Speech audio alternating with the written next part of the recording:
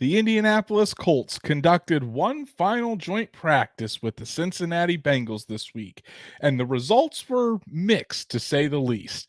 How did Anthony Richardson fare against the Bengals defense? How did the Colts defense handle Joe Burrow? And what should you be watching for tomorrow night in the preseason finale? Let's talk about it.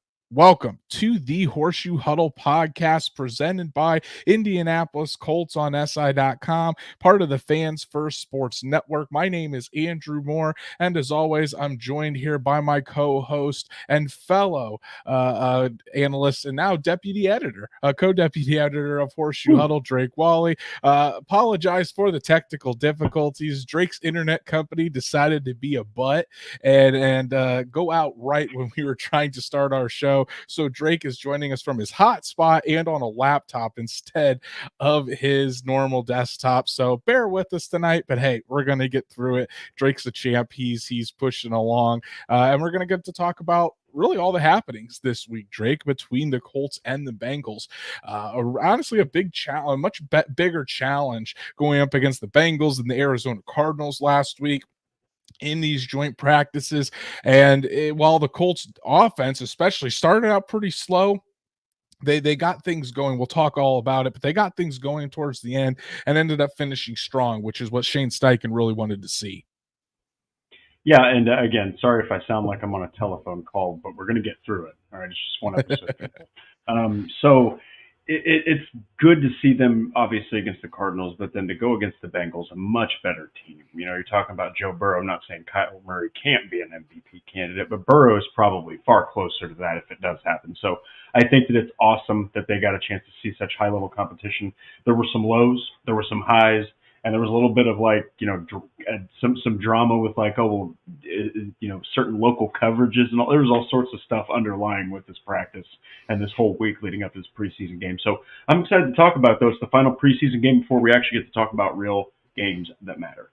Exactly. So we're going to dive into everything that happened from that joint practice in Cincinnati yesterday. We're going to talk the game because we'll dive into how long the Colts starters are playing, how long the Bengals starters are playing, and then obviously what to watch for. Run through some very important injury news as well. We haven't talked to you guys since a big player went down this week, and we'll get you all set for tomorrow night against the Bengals. Stats Matt already in the chat saying what's up. I'm glad the offense finally faced adversity and some trash talk, we'll say. They followed it up with a touchdown and a field goal drive that Gay hit from 50 plus, even if the goalposts were sideways. So yeah, Drake, I don't know if you saw this yesterday, but on the practice fields there in Cincinnati, their uprights were like leaning sideways. They literally were not upright. They were leaning sideways. I mean, if you're an NFL team, you should probably have that fixed as soon as it starts to lean sideways, in my opinion. But hey, it's kind of on par for if you know the owners of the Cincinnati Bengals and how cheap they've been over the years. I mean, you know, it was really funny because I actually saw that from the Athletics' James Boyd, and it said on X just a picture of these, and it's like they're like this, and he goes, they're not even being serious about this right now. Exactly. Exactly. Awesome, Sean Contright is in the chat. Good to see you, my guy. We've got John Gilbert as well. Always worth the wait. Well, we appreciate it. Thank you so much. Our good friend Noah Jaber, who has been killing it on the Shoehorn Podcast. 2 episodes out. Last night's was another banger. Make sure you go and check that out on the nights that Drake and I aren't live on the Horseshoe Huddle Podcast. Noah thinks you sound beautiful, Drake. So, but Stats Matt, on the other hand, gonna be a jerk. Is Drake in a tunnel? JK. But hey, it's gonna be a fun night here. Thanks talking about Colts football. Yeah, we'll get through it. We always do. And to reward the effort to get through it and how Drake is persevering through the technology issues, you should go follow us on all of our socials. Go like Horseshoe Huddle on Facebook, follow at Colts _SI on X, and subscribe to the Horseshoe Huddle YouTube channel. Hit that bell so you know when Drake and I go live every Monday and Thursday night, or like tonight for those special scheduled episodes. And when Noah goes live with the Shoehorn Podcast, you never want to miss any of our episodes. And if you can't catch us live or on YouTube, Apple, Spotify, Google, wherever you listen to podcasts, we're on there as well. So make sure you subscribe, give us a 5-star 5-star review so we can reach other Colts fans just like you. So, Drake, let's dive into joint practice with the Cincinnati Bengals. And honestly, we'll start out with the offense. And if you see the thumbnail for this episode, wasn't a great start for Anthony Richardson and the offense. Richardson started out 3 of 10 in the 11-on-11 periods.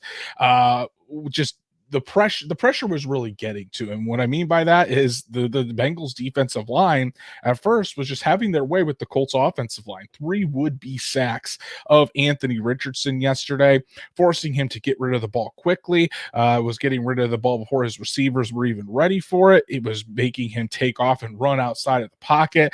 The Bengals, the defense was starting to chirp a little bit. There were some people say there was a couple of defenders that had said, there's all he do is run, talking about Anthony Richardson, saying that he can't find his receivers. All he does is throw to spots. So it was definitely getting lively. And I think I was actually surprised that we didn't hear, because of that, see a fight brewing. But I think it was because the Colts offense was just getting their butts beat so bad they really couldn't do anything about it. And it doesn't help, or it helps that the defense was on a completely different field. So it wasn't like Zaire Franklin and EJ Speed were getting the other side riled up either. But Drake, just not a good start for the first half of practice for Richardson in this offense. Jonathan Taylor as well was getting stuffed at the line of scrimmage. And then about halfway through, that's when the switch kind of flipped for this offense, Drake. Richardson finished the day 7 of 10, and a lot of that was when the Colts were in hurry-up mode. And we've seen this become a theme throughout training camp, is when the Colts go no huddle, when the Colts go hurry up, Anthony Richardson seems to be at his best, playing fast, playing free, not really thinking about things, and that's when he turned it up. The offensive line also got into sync as well. He hit Michael Pittman Jr. numerous times, Alec Pierce a few times, and then finally got a touchdown to Adonai Mitchell in that final 2-minute period. So Richardson altogether finished 10 of 20 with a touchdown to Mitchell, did have an interception. In 7-on-7s, he had touchdowns to Mitchell and Granson. But it was honestly just literally a tale of two halves for Richardson and this offense. And Drake, I don't think that's necessarily a bad thing either. I think it's good for this team to be able to face some adversity in these joint practices and in this preseason. But what do you think? What were your main takeaways from Anthony Richardson and how the offense performed against the Bengals defense yesterday? I mean, they hit a wall. They finally did. I know that they looked good against the Cardinals, but that's a different team than the Bengals. Now, Cincinnati's secondary is definitely not very good. So I think that a lot of that disruption came from up front. They have a pretty damn good defensive front, I think. So I think what it tells me, though, is that Richardson is going to go through stuff like this. This is still kind of, he only played 4 games last season, and they were at the front of the year. So he had to sit out a long time. Now you're starting to get into the thick of, the preseason and finishing that up, and the regular season's right around the corner. So you were bound to see this happen. I think it's awesome that he bounced back, though. I think that when I heard this, Andrew, my mind immediately went to the Rams game. He starts off, he finished like 11 for 25. But he hit the throws at the end of the game when they mattered. He hit the one that got the game to overtime, and then he didn't get to touch the ball. So I think that Richardson has got a knack for turning things back around. He, like we've talked about, makes one mistake, doesn't make it a second time. He learns and grows and improves, which a lot of quarterbacks don't. Look at Daniel Jones right now with the Giants. The guy's had the same problems his whole career, and they don't change. So Richardson's improving, and I think that this was just something that I think should have been expected. And if you weren't expecting a little bit of a slide at some point, well, you're, I think, 5 years too early, maybe, for Richardson's MVP candidacy. Yeah, and I think those expectations, because for Colts fans, you're excited to have Richardson back. You're excited to see the quarterback back out there, but at the end of the day, he only has 4 starts in the NFL. Nate Atkins brought up a really good point that when he starts week 1, it will only be Anthony Richardson's 18th start since high school. This kid is still very, very young when it comes to the game of football. So there's going to be ups and downs. This is different than Patrick Mahomes sat his whole first year, comes in his second year and lights the world on fire. Patrick Mahomes had a lot of starts at Texas Tech and a few more in high school too. So it's going to take some time. There's going to be peaks and valleys. It's going to be an up and down season for Anthony Richardson. But but like you mentioned it, the biggest point of when these valleys do happen is how do you respond? And Anthony Richardson responded really, really well.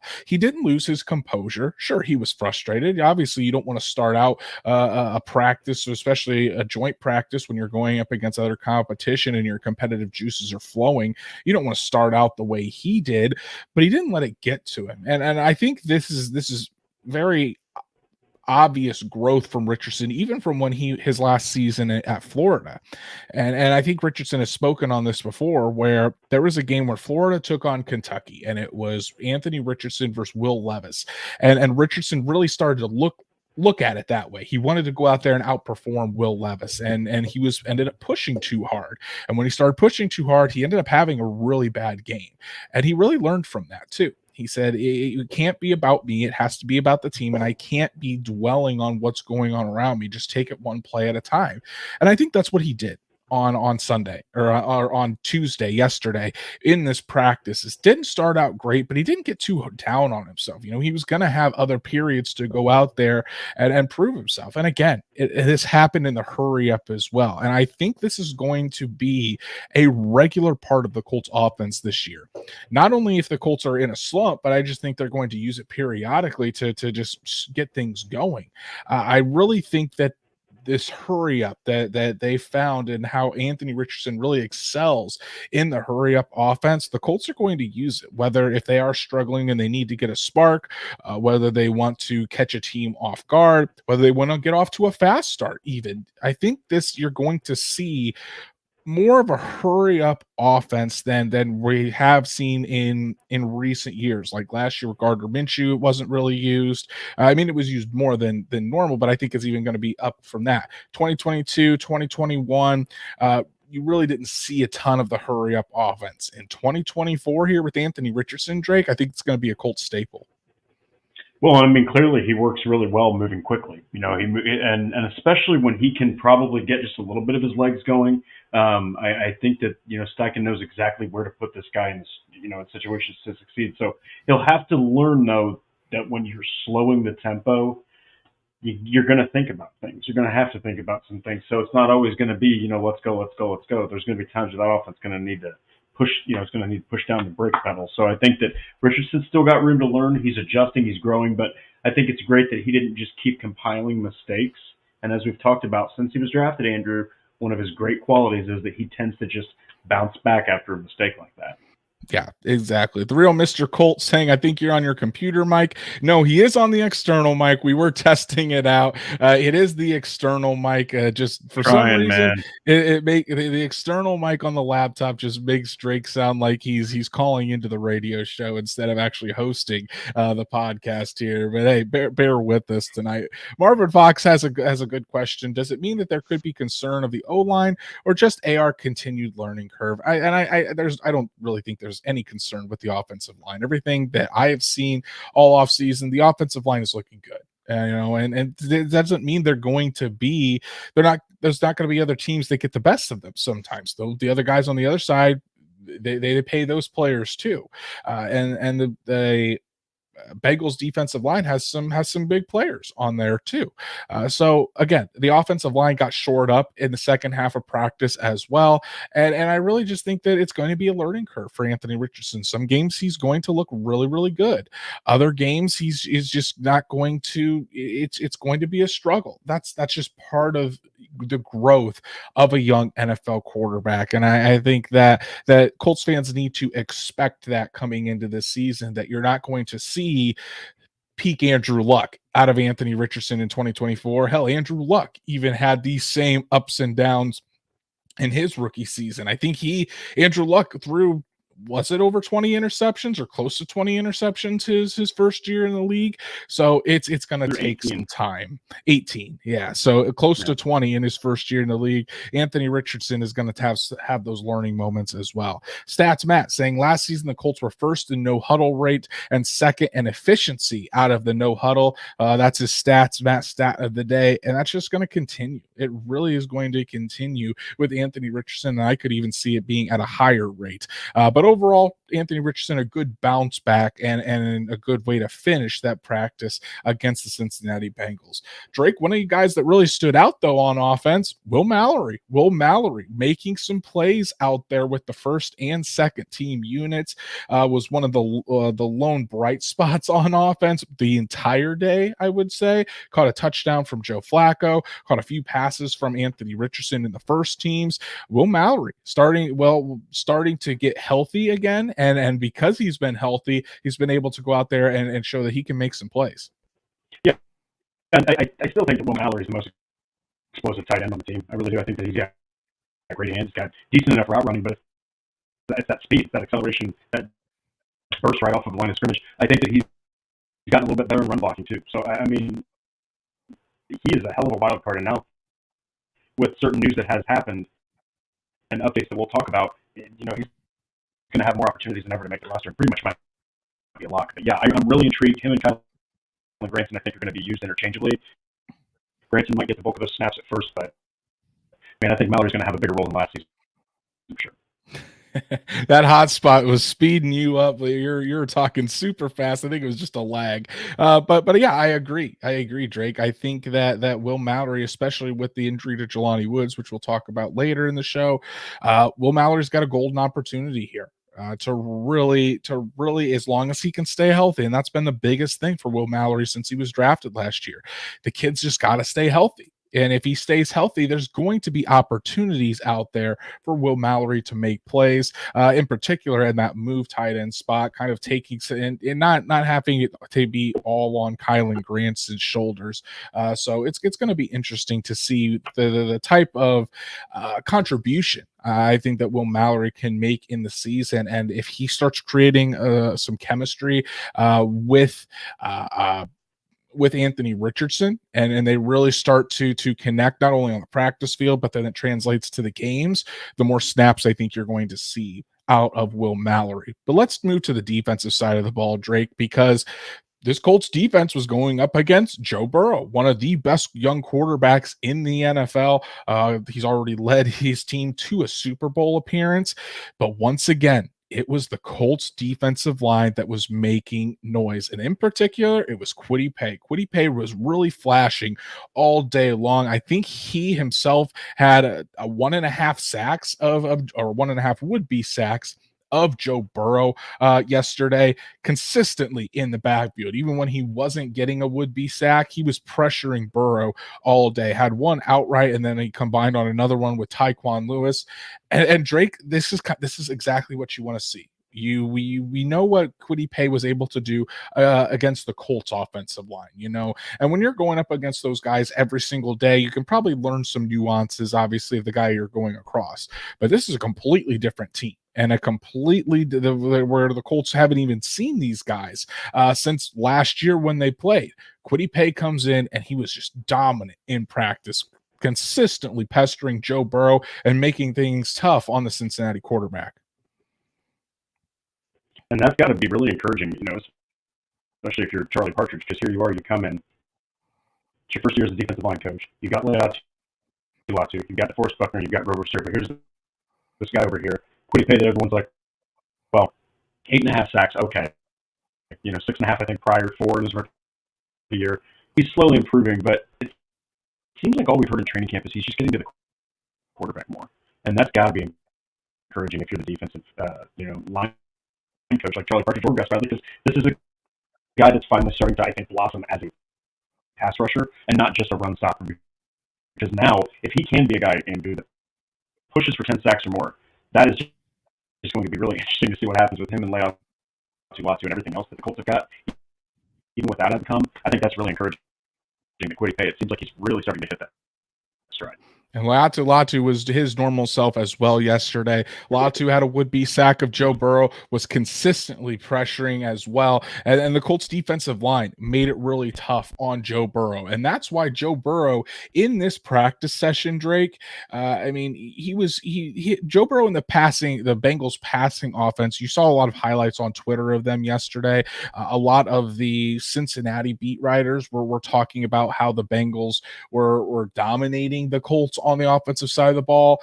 That really wasn't the case. I mean, Joe Burrow was completing a lot of passes. He ended up going 14 for 18. So the Bengals passing offense was very efficient, but they were a lot of short completions, dink and dunk down the field. So there wasn't really any explosive plays out there. And I think if you're the Colts defense, you're going to take it, because honestly, when you look at that, and here's the big stat about yesterday. While the Bengals offense, I just gave you the numbers, 14 of 18 for Joe Burrow yesterday. The Cincinnati Bengals, in any of the 11-on-11 periods, they never scored a touchdown on the starting Colts defense. And in fact, Joe Burrow was actually intercepted twice yesterday, both times by Jalen Jones. Jalen Jones had a phenomenal day out there against the Bengals wide receivers. And really every time that Joe Burrow tried to test that defense, it was picked off by Jalen Jones twice. I think the other two incompletions were pass deflections by Julian Blackmon and Nick Cross. As Noah Jaber, our resident Jalen Jones groupie, he's excited about it, but that's what you want to see. Oh, Drake making the switch down to a different camera. Trying everything. Do I still sound like I'm in a tunnel? You do sound like you're in a tunnel, and it seems like there's like a lag that keeps trying to catch back up. So it goes, okay. you cut out, and then it tries to speed up to catch back up. But hey, like we said, look, guys, thanks for tuning in. Yeah, we're pushing through. But yeah, Drake, I mean, that's something that I think has been kind of not reported on much, but I think it's important, because what was one of the biggest knocks on Jalen Jones last year is that, I mean, he was pretty solid in coverage, but just no turnovers, no forced turnovers last year. That's something that he desperately needs to add to a part of his game. And he certainly is trying to do that, at least showing the capability to do that in the preseason and in these joint practices. But Jalen Jones had a really good day yesterday against Joe Burrow in the Bengals offense. Yeah, and Jalen Jones, man, like we talked about coming out of college, he's a guy that didn't have a lot of exciting tape because he just snuffed out receivers and they were just blanketed. So for him to now start getting single, what do you pay? You're starting to get the sacks, starting to get the quarterback pressures. Well, now with Jalen Jones, it looks like he's starting to take the ball away when he's getting an opportunity to. So even if he were to walk out there and get two interceptions this season, I'd take it. That's good, because a lot of his production is going to come from just his receiver not getting targeted much, or physical coverage, I think pass deflections, knockaways, and stuff like that. Yeah. Stats Matt saying that Nate Atkins said it was one interception and one would-be sack by Zaire Franklin. Either way, I mean, it would be sacked, but Joe Burrow still extended the play, and it was still picked off by Jalen Jones. So good day by Jones overall.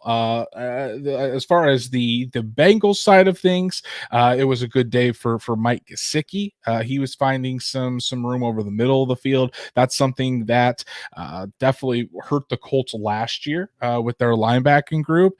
But something of interest when you speak about those linebackers, Drake, remember at the beginning of camp how Jalen Carlisle was coming in as that third linebacker in the base set, where EJ Speed would move over to the Sam, Jalen Carlisle would play the will when the three linebackers were out there, and then when they would go to their nickel or their dime, EJ Speed would go back to the will. Well, now that Jalen Carlisle is back, he missed, I think it was 6 or 7 practices with that hip injury.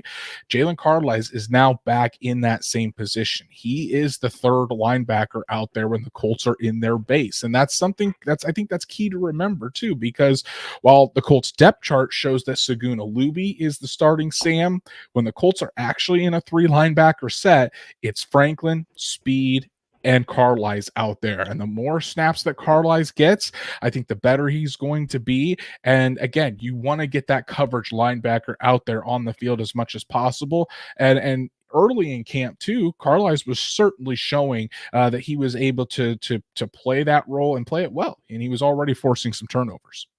Yeah, he's one of my favorite draft picks. I know that there's obviously a lot to Mitchell and border leaning against all this stuff, but man, Jalen Carlisle, the way that he was shifted from safety to linebacker, the way that it fits exactly the way Cato June, his transformation happened, and now he's coaching them. I just love that. He's actually out there. He has been out there at times producing and showing this, putting it on display for coaches. So the fact that he's back and playing, I can't wait to see him against the Bengals. I can't wait to see him in actual, regular season format, because he is a ball hawk, and I think he's going to make some plays that are going to make games matter. They're going to change the tide in certain games that are going to matter in the end. And finally, to end practice, I already mentioned this earlier, but Matt Gay, in that final 2-minute drill from the Colts, he ended up kicking a 50-yard field goal in order to kind of put the Colts on the board or to win that 2-minute drill. And for all the speculation on Matt Gay, if he needed to turn it around, was there any concern about Matt Gay? Well, yesterday outside in that joint practice, Matt Gay went 6 for 6 on field goals. And I think including three of them were over 50 yards. So Drake, really good bounce back for Matt Gay. I think Spencer Schrader, who is the other kicker, who is there in camp just to give Matt Gay a break here and there, I think Schrader went 4 of 6. So Matt Gay was kicking the ball straight. He was kicking the ball with a lot of power, and it looked like he was confident in his kicks as well. So you hope this translates to Thursday. I think Matt Gay, for just his own confidence, just wants to see the ball go through the uprights a few times in an actual game situation to kind of get his confidence back up before the regular season. And I think you might see Shane Steichen kind of give him more of those opportunities. Maybe try to get some extra field goals in there in the game on Thursday night, just to get that confidence back up for Matt Gay, so that way he's not going into a very crucial week 1 matchup with the Houston Texans with any doubts in the back of his mind. Yeah, and I know that there's feelings on kickers, and I get it. Especially when you have the highest paid, or well, at the time, is he still? No, he's the second highest paid kicker now of all time. I think he's like the 4th or 5th highest paid kicker currently in the league since he signed that contract. Okay, so but ridiculously large contract for a kicker, and so I think that the preseason, this is like, okay, it can happen. It really can. But for him to go out there, and even when the thing's leaning one way or the other, whatever, for him to be perfect on the day, that's incredible. That's fantastic. And don't forget, it's the same guy that went out there and was 5 for 5 against the Ravens, and he had, I think, 4 from 50+ yards. I mean, that's away. He wasn't even at home when he did that, and he was outside. I mean, he's got the ability to be that $20 million kicker, but I think everyone just got a little bit scared. I would be confident in him. I think that he's got the hip injury worked out and everything else. I think he just missed some preseason kicks. Yeah, exactly. So that was all from joint practice yesterday in Cincinnati. Definitely more intense and definitely more up and down than the Colts have been used to throughout the practices and throughout training camp this year. But again, the offense finished strong. The defense held their own pretty much the entire day. And now the Colts are going to move on and try to see what they can do for real against the Cincinnati team tomorrow night. I see a couple comments in the chat of the sound breaking up. Yes, Drake is having some technology issues. You guys are going to have to bear with us this evening. His internet is out, and he's doing this from a hotspot on his phone. So there's going to be occasions where he breaks up. Bear with us this evening as we kind of push through these technical difficulties this evening. But Drake, let's talk about this game between the Colts and the Bengals. So Colts, for all you sickos out there, the Colts are 6.5-point favorites currently. And the reason for that, the Colts are playing their starters. Shane Steichen did did confirm that the Colts are playing their starters at least a quarter and a half, maybe a little bit more, maybe a little bit less, just kind of depending on the situation. While the Bengals do not plan on playing their starters tomorrow night. So that's why the Colts are favored in this game. But I think the mission still remains the same for the Colts. You want to get a rhythm on offense and defense for that matter. The defensive side of the football just needs to go out there and execute. If they're going up against a second team offense, you don't want to see them struggle necessarily. You want to see them go out there and take care of business. And for the offense, again, get into that rhythm, run some plays, just get working, get the cadence down, and just be able to take those reps in a live game situation with Anthony Richardson back there with Jonathan Taylor, again, throwing to the wide receivers in a live game situation as well. I think that's going to be key. But as we kind of look toward this game tomorrow night, Drake, give me some of the things that you are going to be watching in particular, whether it is Anthony Richardson, whether it is a position battle. What are you going to be really focusing in on tomorrow night when the Colts take on the Bengals? Oh man, now that the ones are going to be factored in, I'd say I'd like to see Alec Pierce make a play, just any play, like even if it's like a spectacular catch, that they're not going to be pushing the ball down the field too far, but just want to see Alec Pierce make a catch or two, or like produce offensively, more than just a block or a guy who just kind of like pulls the defense downfield. So another thing that I'm going to be watching for is Dallas Flowers. I want to see if he's going to be a cornerback or if he's going to be a kick returner, because I think that we've thought that he has the prowess to be a cornerback, but recently he has just not looked good. You got Micah Abraham that is a rookie that looks like he might be a better fit, for that backup slot corner position. So I'm going to be looking for a couple cornerbacks as well. But Leatu Latu, man, that's another guy that I can't wait to watch. Just was constant against the Broncos. He helped force that interception. He was constantly in the face of Jarrett Stidham. They had to chip him in his first freaking play of his career, for God's sake, in preseason game. So I just can't wait to see Leatu Latu, and I think those are the primary guys. But there's a lot of depth players too. I'm really pumped to see some of these depth defensive linemen, and then that swing tackle battle. That's another one between like Jake Witt and Flick Freeland. Yeah, there's still quite a few battles out there, position battles that need to be settled before the Colts get into week one.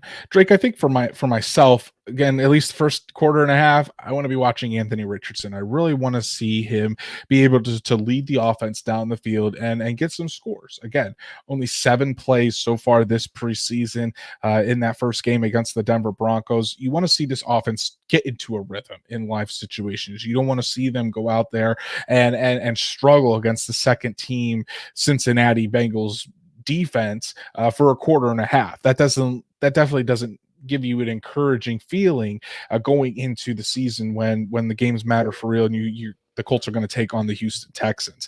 So you want to see Anthony Richardson in rhythm. You want to see him being able to work with Jonathan Taylor. You want to see the timing with the receivers, all of that. I mean, I don't expect the Colts to go out and put up like 21 points within the first quarter and a half. If they have to punt, so be it. But I do want to see just a rhythm and a cohesiveness with the offense, because all the plays that are being called going to be very, very vanilla. The Colts aren't really going to get into anything scheme specific, and they're not going to really divulge into what they plan on using in the regular season. They're going to keep it as vanilla and as mundane as possible on offense. But again, you still want to see that rhythm. And like you said, I want to see Leatu Latu out there making plays. Again, only 8 plays in that first game. It's going to be nice to see Latu go out there and see what he can do. From Latu, as Drake is still kind of dealing with those issues there. But besides Latu, it's Nick Cross. Nick Cross had a really good game against the Cincinnati Bengals, or I'm sorry, against the Arizona Cardinals, as Drake is back online here. Hopefully he's this one is able to keep him on. But But yeah, Nick Cross going out there, he had a really good game against the Arizona Cardinals. Can he do it again? Can he back that up and start stacking those performances against the Cincinnati Bengals? And if he's able to do that, then you're going to see just more confidence again in Nick Cross as he heads into the regular season. So those are kind of the three things that I'm going to be watching for early in the game, and then later in the game when the backups come in for the Colts, that's when those back end of the roster battles are really going to be prevalent and what the focus should be on late in the game. Stats Matt saying, well, it's still going to be vanilla. I want to see some success on offense, want to see Cross on defense, the defensive ends, and of course the cornerbacks. So really kind of summing up what Drake and I were saying there. Truitt, good to see you. He's saying looking for the safeties to work and how the safeties work together. Julian Blackman and Nick Cross will be out there. I think that'll be interesting to see too, Drake, whether Nick Cross is playing primarily strong safety or if he's sitting in that free safety spot and Julian Blackman is in his role at strong safety. I think that's going to be interesting to watch for. But again, the final preseason game, at the end of the day, you just don't want to see anybody go out there and get hurt. The win does not matter. The loss does not matter. Again, you just knock off the rust, stay healthy, get through this game, and then turn all the attention to the Houston Texans. Drake, we cannot hear you.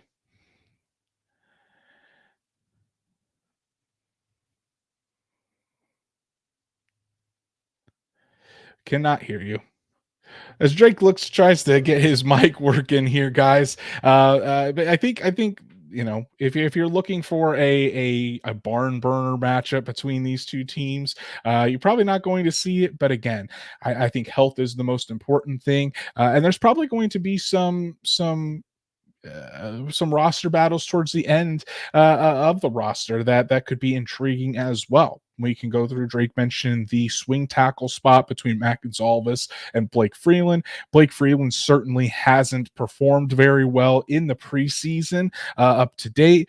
So you want to see Matt Gonzalez go out there, Blake Freeland bounce back and make this a competition. Otherwise, you could see Matt Gonzalez kind of take the reins there for the swing tackle position. And then again, it's kind of looking at the back end of the roster in that secondary. It seems like the quartet, I should say, of Juju Brents, Jalen Jones, Kenny Moore, and Dallas Flowers are locks to make the roster. But after that, at the cornerback position, I think it's a toss-up. The Colts usually keep between 5 and 6. So if it's 5, is it just like a Micah Abraham in the slot? Do the Colts want a little bit more size and experience, like with a Darrell Baker Jr. or an Amir Speed? And then there's Jalen Simpson. Jalen Simpson, the rookie out of Auburn, is in there as well. So this could be some of those guys' last chance to really make an impression and try to find their way onto the Colts roster. So tomorrow night, 8 p.m. Eastern, the Colts will take on the Bengals on Prime Video. Definitely a lot to watch as we head into the preseason finale. Let's talk about the Colts injury report and run through some of the major injury news from this week. Definitely not a good week if you are Jelani Woods. So Jelani Woods Saturday came out of the game with a toe injury, and then Shane Steichen did reveal on Tuesday that Jelani Woods will undergo surgery and be out for a while. Didn't give specification on how long he will be out, just said that he's going to miss some time. And then Ian Rappaport of NFL Network did report that it was to fix a high-grade turf toe injury. And I think Stats Matt was the one who told me this last night, that the typical recovery period for a high grade turf toe injury that requires surgery can be about 2 to 3 months before you see a guy getting close to return to the field. By that time, 2 to 3 months, you're looking at probably mid to late November before Jelani Woods is even close to returning to the field, maybe even a little bit later than that. So I would be shocked if Jelani Woods didn't start the season on IR. I definitely think that the Colts will probably use one of their 2 injured reserve spots when the when the roster cut down day begins on August 27th. The Colts can take 2 players, place them on IR, don't have to take them into the regular season on the active roster. That was a rule change for this year. I would assume that that's going to be Jelani Woods and Samson Ebukam, but Jelani Woods, it just doesn't seem like his season. It's going to be a long one as he had hoped. Stats Matt saying the Twitter famous doctor says 3 to 6 months by the time he's pain free and able to be himself. Yeah, so 3 months at the early side of that would be the end of November before Jelani Woods could possibly return. Maybe he gets better and he's able to come back for a playoff run for the Colts. But the more that you look into it, the higher probability that this could be another lost season for Jelani Woods. And it's really unfortunate for a guy that came in, had so much potential. As a 3rd round pick, incredibly athletic tight end, comes in at 6'7", 250 pounds, runs a 4.61 40, just flies down the field, and it really showed it in his rookie season. Was able to grab 25 catches and get 3 touchdowns in that 2022 season with Matt Ryan, Sam Ellinger, Nick Foles. Was still able to produce with limited snaps. So it's going to be, it's just really unfortunate to see that back-to-back seasons now, Jelani Woods suffering major injuries, obviously missed all of last season with those hamstring injuries, and now could potentially miss all of 2024 with that turf toe injury. Stats Matt could be a good backup plan if another tight end goes down. Very true. If someone like a Will Mallory or a Kylan Granson does go down, Jelani Woods could potentially come back in time and help kind of bolster that tight end room if someone else does go down for the year. So again, just really unfortunate news for Jelani Woods. Juju Brents missed practice against the Cincinnati Bengals with that nose injury. Steichen was not worried about that at all. Steichen acted like he would be back fairly soon. They just don't want to rush it. They want to make sure that nose is healed up before they're pushing Brent's back in there. I don't think that he is in any jeopardy of missing week 1. In fact, I'd probably be a little bit surprised if the Colts kept Juju Brents out with this injury for week 1. But again, still about 2 weeks, a little over 2 weeks before the Colts take the field against the Texans. No need to rush it. Let Brents get healthy so he's there and available for the opener. Tanner Bortolini also missed the joint practice with a toe injury. Definitely not as serious as Jelani Woods' injury. He's expected to miss maybe a little bit of time. I don't know if he's going to be available for week 1. We'll have to see, but definitely not as serious as the injury to Jelani Woods. Good news for Ashton Dulin. He returned to practice with a hamstring injury that had been bothering him for the past week or so. Dulin was out there making plays with the second team offense. Seems like Joe Flacco and Ashton Dulin have really found a connection with one another. Josh Downs, another positive update for the slot wide receiver for the Colts, no longer on a scooter and no longer in a boot. Josh Downs, that was the situation last week at the Arizona Cardinals joint practices. He was out there, but he had to get around with the scooter. He had to have a boot, no boot, and no scooter for Josh Downs, making really good progress with that high ankle sprain. And again, a little bit more than 2 weeks before week 1. Will Josh Downs be out there? I'm leaning no, but who knows? If we see him back on the practice field here, maybe towards the end of next week, you never know. We might see Josh Downs kind of pushing to try to get there for week 1. But as I've been saying for weeks now, if there's any risk that this thing could linger for Josh Downs, you force him to sit, you force him to be 100% before you put him out there, because a healthy Jelani Woods for 15 games is much better than a hobbled Josh Downs for 17 games. Other injuries of note: Trey Sermon continues to miss practice with a hamstring injury. Titus Leo and Liam Anderson also out with injuries and did not participate in the Cincinnati Bengals joint practice. So Colts fans, The final preseason game for the Indianapolis Colts is tomorrow night against the Cincinnati Bengals. Like I said, the Colts are playing their starters for about a quarter and a half. The Bengals are not playing their starters, but it's still a good opportunity for Anthony Richardson and this Colts offense to find some rhythm, get some chemistry going, and just get back into the flow of things before they have to take on the Houston Texans. And the same goes for the Colts defense. A lot of these starters really haven't played much in the preseason. You want to see them get out there, just knock off the rust, so that way when they have to face this high-powered Texans offense with C.J. Stroud, Nico Collins, Stephon Diggs, Tank Dell, that they're ready to go. Because week one is going to be a massive game for both of these teams, and the Colts are going to have to bring their A game if they want to not only end the streak of not winning in week one, but if they want to knock off the AFC South reigning champion. So that's our show for tonight, everyone. Really appreciate everyone tuning in and bearing with us through the technical difficulties that Drake was having this evening.